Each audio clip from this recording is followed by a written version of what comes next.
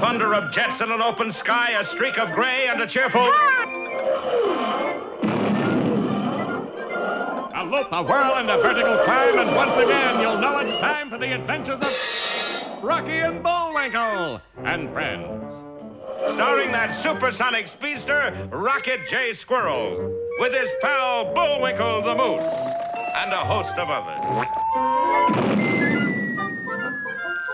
Hurry, Bullwinkle! The show's about to start! I'm coming as fast as I can.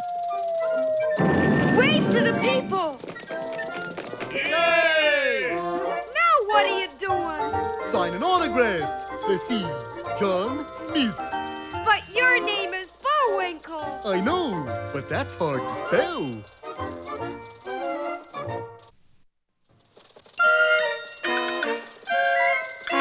We're gonna have a lot of fun. Come on and join us. Sure, there's always room for one more.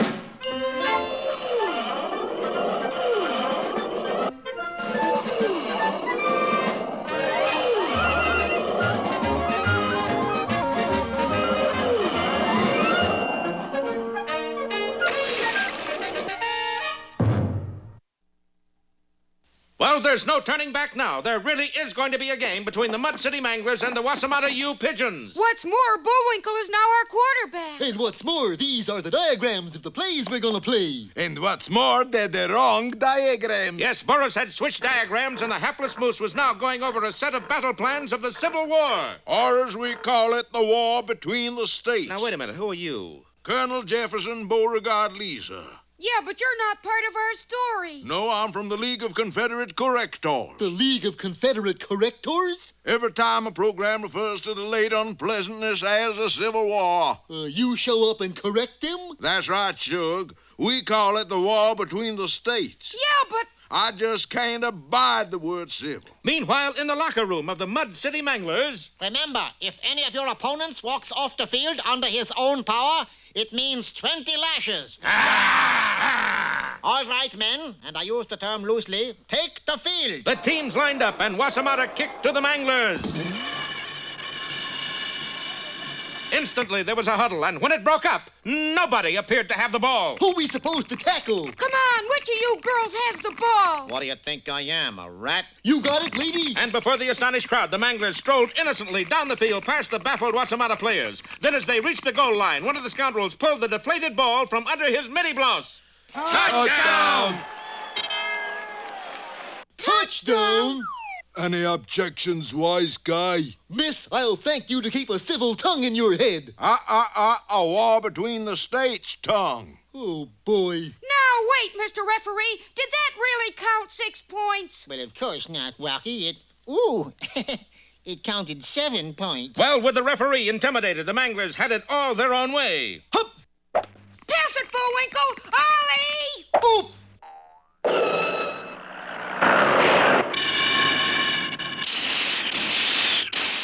Incomplete. The pass? The ball. Are yous ready, Gertrude? Let's have it, Sybil.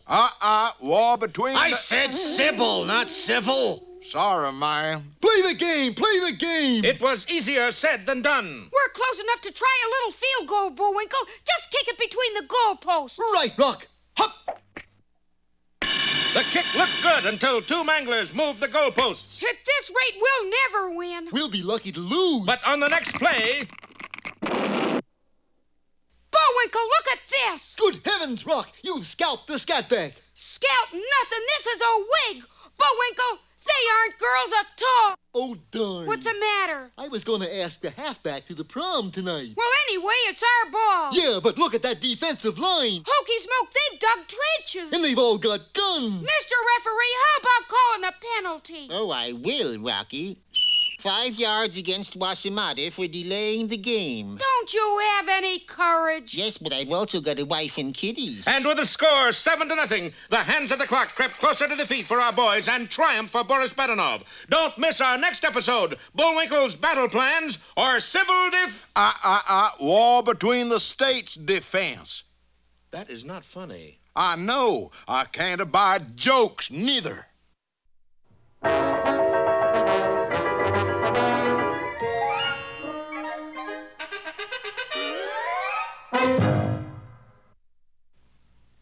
now... Hey, Rocky, watch me pull a rabbit out of my hat. But that trick never works. This time for sure. Presto! Well, I'm getting close. And now it's time for another special feature.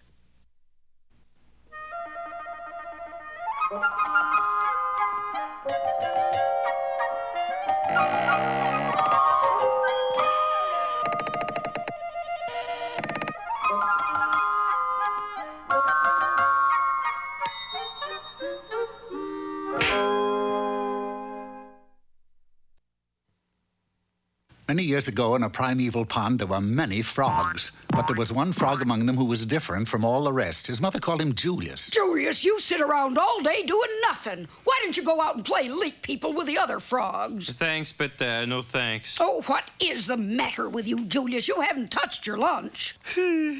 People have more fun than frogs. Yes, I guess they do. Now eat your flies. But it's no fun eating flies. In fact, being a frog is no fun, you know. If you want to have fun, you got to be a people because... I know. People have more fun than frogs. Yes, that was the trouble with Julius. People did have more fun than frogs, and he knew it. For many was the time he would sit by the road leading to the great kingdom and watch the people as they passed. They were all having fun. Julius couldn't stand it any longer, and knowing that he could never be happy unless he was a people, while the little frog hopped off into the dark woods to do something about it. By noon that same day, he arrived at the house of his fairy frog mother. So you want to be a people, do you, Julius? More than anything. Can you do it? Well, of course. All I have to do is tap you with my wand, like this. It worked, for he began to grow, and suddenly... Unfortunately, there are all types of people, and Julius had turned into the type that is fat and bald with a long nose. It's quite possible that Julius would have had fun, but for one thing. The first person he chanced to meet was the local bully. Hey, Fatso, come here. Yes? Hey, let me see if that nose is real. Hey, what do you know it is? Boy, I'd like to have that thing full of nickels. And from that moment on, everywhere Julius went, people laughed at it.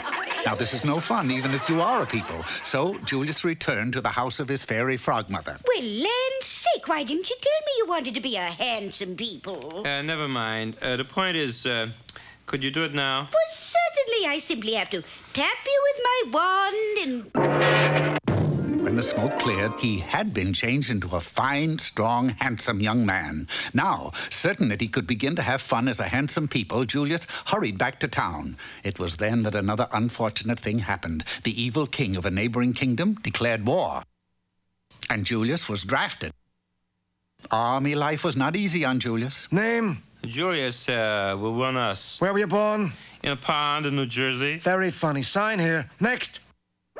Good heavens, where did you get those flat feet? Well, it's simple, you know, like you say, I'm really a frog and... Very funny. Next. Turn your head and cough. Hey, hey, hey, hey! There were months of drilling, marching, and intensive training. Then finally, Julius was marched into battle where his luck ran true to form, for Julius was the first casualty. Weeks later, when he was released from the hospital, Julius once again hurried to his fairy frog mother. I'm telling you, frog mother, I could not stand to go through a thing like that again, you know. So, like, you gotta make me 4F. All righty.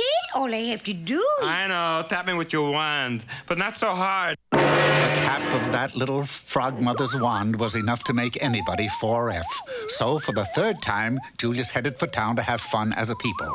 He'd only gone a short distance along the road when he suddenly heard a startling sound. And there, just ahead, he saw a large, vicious dog that had chased someone up a tree. Go away, shoo, scat. Then... It's safe to come down now. Jump and I will catch you.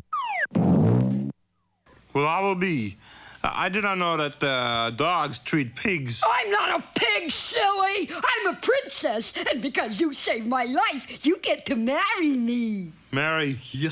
Yes, isn't it romantic? Here, boy. Here, boy. I'll have Father arrange for the wedding right away. No. Hey, come back! This time it was a desperate Julius that ran to the house of his fairy frog mother. I never want to be a people again. Change me back into a frog, mother. Hurry, hit me with your wand. Can't. Broke it over your head when I made you 4F. But there is a way. If you can just hold out until the clock strikes 12, the spell will be broken, and you'll turn back into a frog all by yourself.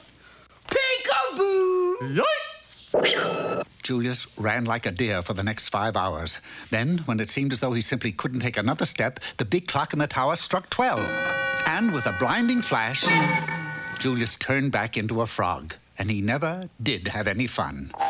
Now, one would admit that this is rather a sad tale of a frog, but don't feel too badly because not a word of it is true, for you see, it's a well-known fact that frogs don't have tails.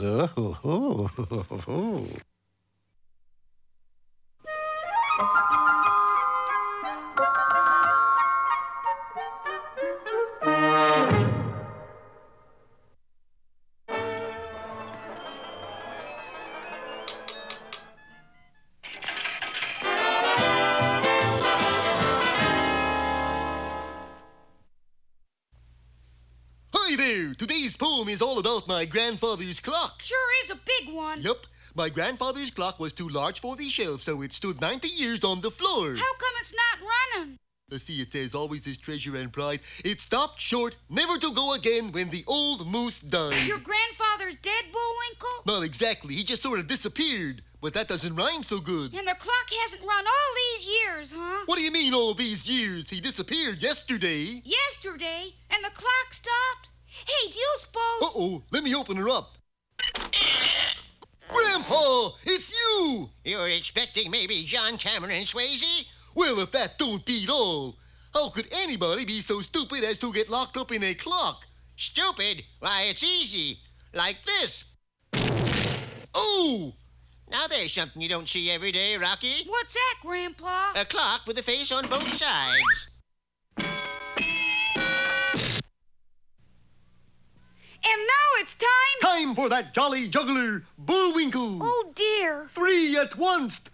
1, 2... And now here's a feature you're sure to like. 3.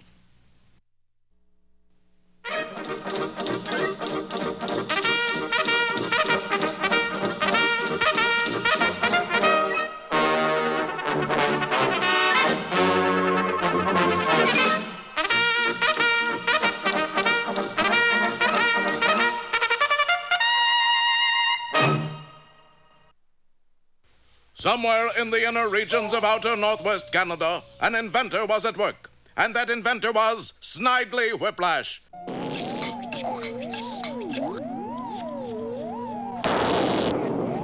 And his invention? Dudley Do-Right of the Mountains. Well, not exactly. It's a mechanical Dudley Do-Right. He doesn't move, Snidely. Of course he doesn't move. That's what this key is for. Gee, if he could only talk, he'd be the spitting image of Dudley Do-Right. What do you mean, not talk? What do you think I bought this record for? Yes, sir, Inspector Fenwick. Hello, Nell. It's Tommy this and Tommy that and chuck him out, the brute. But it's savior of his country when the guns begin to shoot. What was that last there? Kipling. Yes, sir, Inspector Fenwick. Hello, Nell. Gee, he looks real fine, Snidely. Real fine. But what are you going to do with him? Don't you see, Homer? We're going to kidnap the real Dudley Do-Right and substitute the mechanical one. Why are we going to do that, Snidely? Because in that way we'll be able to carry forth our nefarious mischief without the real Dudley Do-Right interfering. So as the real Dudley Do-Right was taking an afternoon stroll, Snidely Whiplash substituted the mechanical Dudley Do-Right. Why, hello, Dudley. Yes, sir, Inspector Fenwick. I'm not Father. I'm Nell. Hello, Nell. I just bought the most beautiful hat. What do you think of it, Dudley? It's Tommy this and Tommy that and chuck him out, the brute. But it's savior of his country when the guns begin to shoot. What What guns, Dudley? Yes, sir, Inspector Fenwick. Yes, sir. What, Dudley? Hello, Nell. Hello, Dudley. Come with me, Dudley. I have a job for you. It's Tommy this and Tommy that and... And none of your back talk, Do-Right. Meanwhile, back in Snidely Whiplash's shack, the real Dudley Do-Right was talking. Oh, Snidely Whiplash, you will never get away with this. For everyone knows there is only one Dudley Do-Right of the Royal Canadian Mounted Police. Beware of substitute brands. Come off it, Do-Right. They'll never know the difference. And these two culprits are trying to smuggle furs across the border. I want you to bring them in. Hello, Nell. I've noticed something strange about Dudley. He's more succinct. Succinctness. I like that in my Mounties. Good work, Dudley. But it's savior of his country when the guns begin to shoot. Put up quite a fight, did they? Yes, sir, Inspector Fenwick. I thought so. Hello, Nell. What? They're robbing the bank! Yes, surprising as it may seem, the mechanical Dudley Do-Right was a better Mountie than the real Dudley Do-Right. It always got its man, much to the chagrin of Snidely Whiplash. Homer, I think I've created a monster. So Snidely Whiplash took back the real Dudley Do-Right to the RCMP. Inspector Fenwick, what you think is the real Dudley Do-Right is in verite a mechanical Dudley Do-Right. Here is the real Dudley Do-Right. Yes, sir, Inspector. What he's telling you is the truth. Yes, sir, Inspector Fenwick. Oh, are you trying to tell me I don't know the difference between a mechanical Do-Right and a real Dudley Do-Right? Why, this is the real Dudley Do-Right. Hello, Nell. And you, sir, are an imposter. But, Inspector Fenwick! Out! Out, the two of you, before I have Do-Right here throw you in the stockade. Gee. Where did I go wrong, Do-Right? Compose yourself, Whiplash. We'll get to the seat of this problem now. Oh! Oh, the key! I'd completely forgotten about the key. Why, Dudley Do-Right is due to run down almost any time now. Now, Do-Right, I want you to listen carefully because this is possibly the most important assignment of your career as a mounter. Hello, Nell. Hello, Nell. Hello, Nell. Hello, Nell. What's wrong, Dudley? You seem a little redundant today. Hello. But it's savior of his country when the guns begin to shoot. Whoa. Dudley, pull yourself together. Aha, Inspector! Now you see with your own two eyes that I am the real Dudley Do-Right of the Mounties. Well, perhaps you're right. Then tell me, what is this assignment you have for me that is so important? Assignment? Oh, the assignment! Well, the assignment is to hurry up and put that machine together again. That was the best Dudley Do-Right the Mounties ever had. Yes, Inspector Fenwick. Yes, Inspector Fenwick. Ready, Rock? You sure you know how to work that thing? No. Anyways, here's what it was supposed to look like.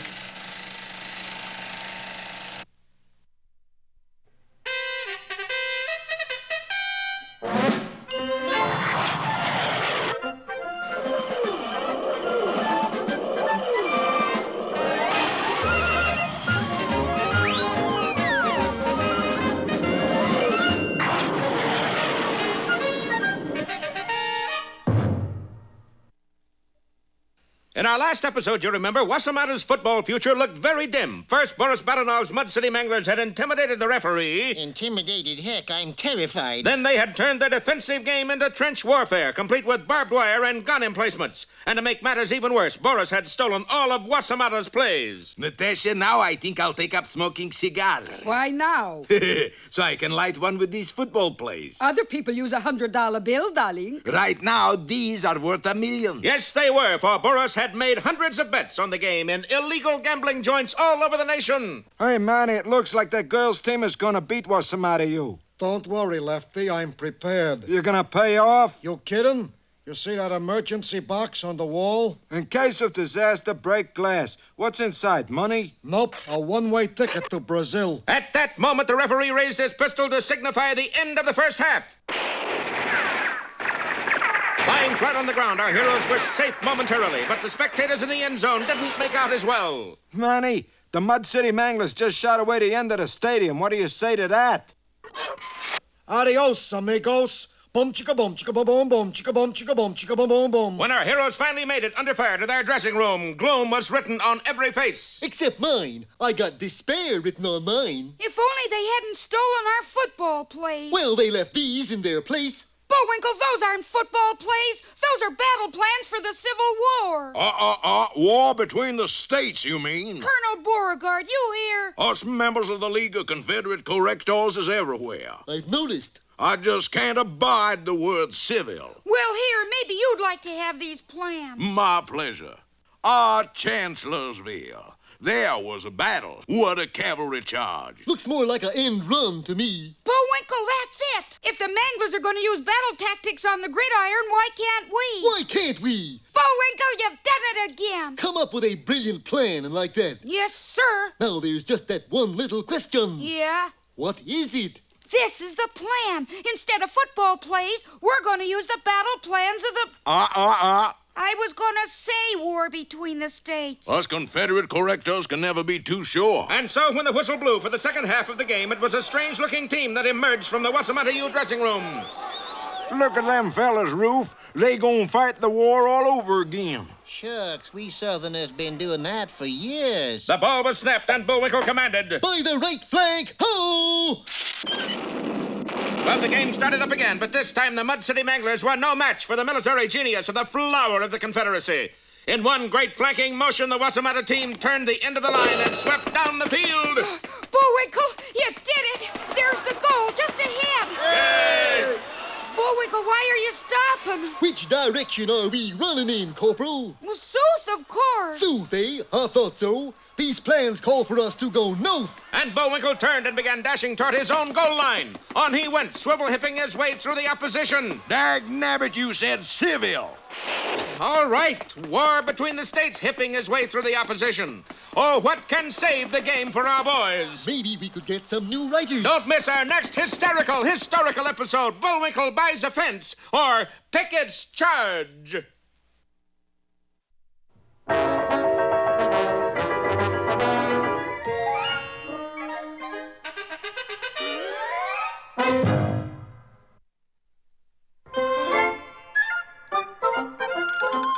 Well, it looks as if our time is just about run out. Mine must be a little slow. You got the credits, Bullwinkle? All on this itty-bitty card. Oop!